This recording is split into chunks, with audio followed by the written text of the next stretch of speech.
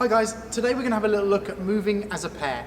Now that's something that's really important in padel, and we get asked this a lot where players are learning tactics and they don't really know where they should be moving in relation to their partner on the court.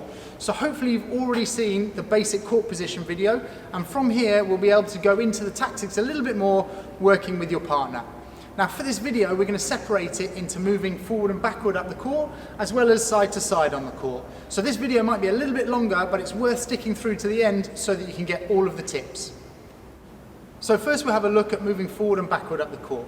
It's worth noting that the aim of padel really is to get that net position. From the net position you can attack and potentially finish the point. From the back you're pretty much defending and trying to get your way up to the net position with as minimal risk as possible. So if you're returning, you usually start at the back of the court. If you're serving, you're obviously going to start at the front of the court because you really should be serve volleying and staying there with your partner. So to begin with, we'll look at the returners, both the returners behind the line in the court position they should be, about a step behind the line. And from here, the objective is to try and force their opponents back while at the same time coming up to net together.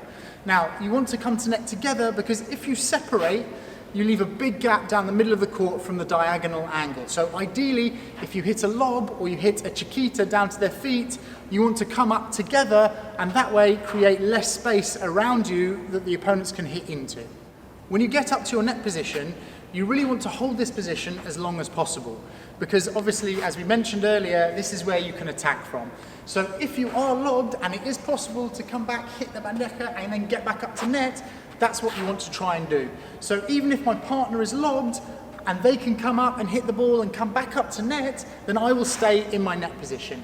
If they get lobbed completely and they have to move to the back of the court, then I will also move to the back of the court with them because we again will both be defending. So you will see there are different separations when it comes to the World Padel Tour on the top level. You'll see sometimes that a player might stay forward or a player might stay back. That's often down to personal preference because they prefer being there, but also there's a big tactical advantage which we'll come into in more advanced tactics. But for the moment, you always want to think of it as coming forward as a pair and going back as a pair. Now, this is not like tennis. If I get lobbed, it's still my ball. I need to cover my half of the court. There are occasions when I might move really close, my partner's slightly further back where he might come across and cover me, but generally, my half of the court is mine to cover and their half of the court is theirs to cover.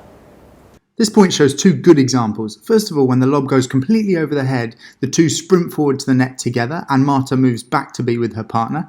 And here you can also see that Ariane Sanchez, she's really defending that net position. When she's been lobbed, she runs back, she hits the bandeja and then sprints up to that net position to maintain the net. An important side note on coming back together is communication. It's really important that me and my partner communicate. When I've been lobbed, the ball's coming here, bouncing off the back glass, I need to know where our opponents are. If one opponent's come forward, or they've both come forward, or they come very close to the net, then my partner should be telling me this as I'm preparing so that I can make the shot selection according to where they are. If I don't know, then I'm kind of guessing where they're going to be, and I could be wrong, and they could attack that next ball and we'll be in real trouble. We're going to do another video on this at some point, but to begin with, practice communicating with your partner so you know where your opponents are. So we've had a little look at forward and backward movement. Now we're going to look at lateral movement side to side, and we'll start at the back of the court. So if I'm stationed here, my partner is also at the back with me. If they hit a ball into this corner, whether it's a serve or a volley, and I move across and play that ball near the side glass, a good shot from them would be to volley it into the centre of the court. Now, if I'm stuck against this side glass, it really should be my partner that should come and help me out by taking that middle ball. So he just needs to move slightly across and just be prepared to take that ball that goes down the centre of the court. At the back of the court, if you're not in the perfect lateral position, you can often get away with it if you defend well and you're fast. But at net, it's very important that you are in the right position with your partner so you don't leave big gaps down the middle of the court, because at net you have less time to react. So, as a basic rule of thumb, if you volley into a corner, whoever is down the line would need to cover their line and the partner would cover the centre. So this is something that if I were to hit with my backhand volley down the line into the forehand corner, it's then my responsibility to cover my line and my partner would then cover the centre. So slowing this point down, you can see that the ball in the forehand corner, the guy down the line is covering his line while his partner is covering the centre. And then as these guys volley more towards the centre of the court, their positions become more central so they can cover more of the court. Then when they cross the backhand side, you'll see the line player moves right across to cover his line and the other player covers the centre. And after a good lob, you can see that the diagonal player Matty will cover the centre, and even with one big step he can reach that angle. So we've covered most of the forward and backward movement, as well as the side to side as a pair.